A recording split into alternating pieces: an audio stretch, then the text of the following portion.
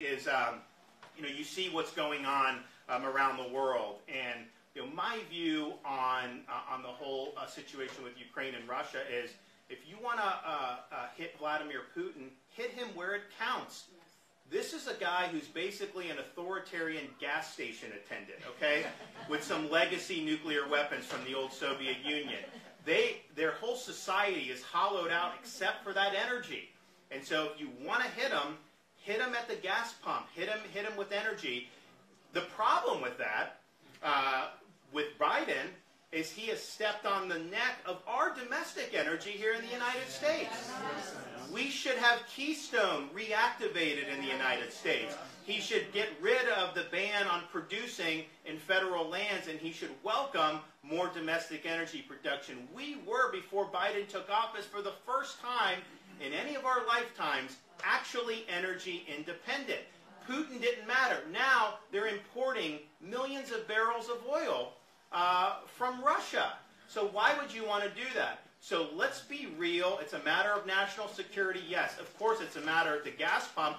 Gas is up 40–50% in the last year. That hurts people. These are people that are working. They have to commute, and it just eats up part of their income. So we want lower prices, of course, but we also want to have secure energy supply and not rely on rogue parts of the world. And so my feeling is that they haven't done enough, Europe or Biden's administration, to really hit Putin where it counts. And that's because they have been so weak on domestic energy. So let's get back to where we need to get back to. And I can tell you this, the media spent 4 years saying that Trump was some type of agent of Russia.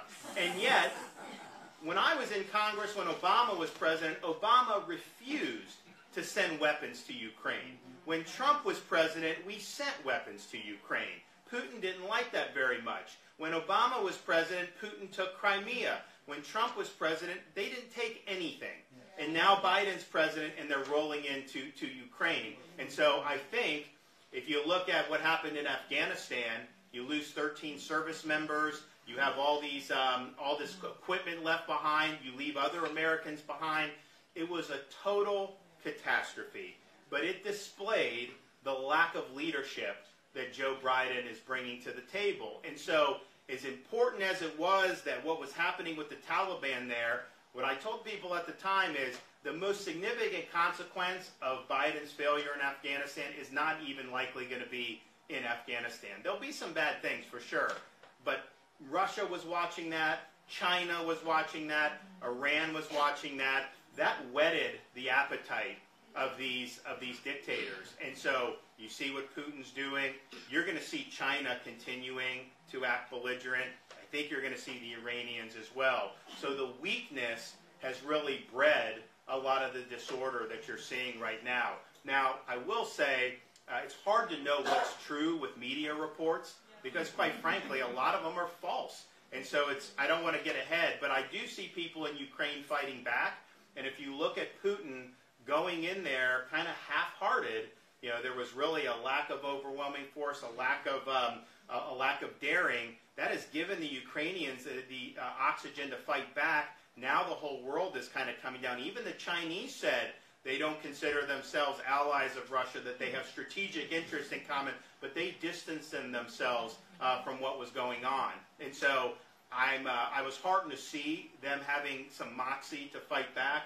And let me tell you, if you go into another country with an armed population that is hell-bent on resisting you, I mean, it's going to be death by 1,000 cuts for the Russian army. It's clear that the people that they sent in there, that they were not ready for prime time. They have not had these type of military operations in a long time in Russia. I don't think that they felt that they were going to get any resistance whatsoever. And so, and we've seen how this works. I mean, I served in Iraq. When you have people that are fighting in the streets like that, very different. So I think the Ukrainians have done a good job so far of standing up to this. And the question is how much does he want to throw his country kind of down the toilet? Because it's not going to get any better. And I think he's backed himself into a real corner here with his miscalculations. But those miscalculations were very much born of his estimation of Biden's weakness. So having America and having the weakness that we've seen, it does have serious consequences. So let's hit him where it counts, hit him in the energy, but at the same time, let's protect our own consumers and our own national security by returning America to energy independence. And if we do that, we will be in much better position. Thanks, everybody.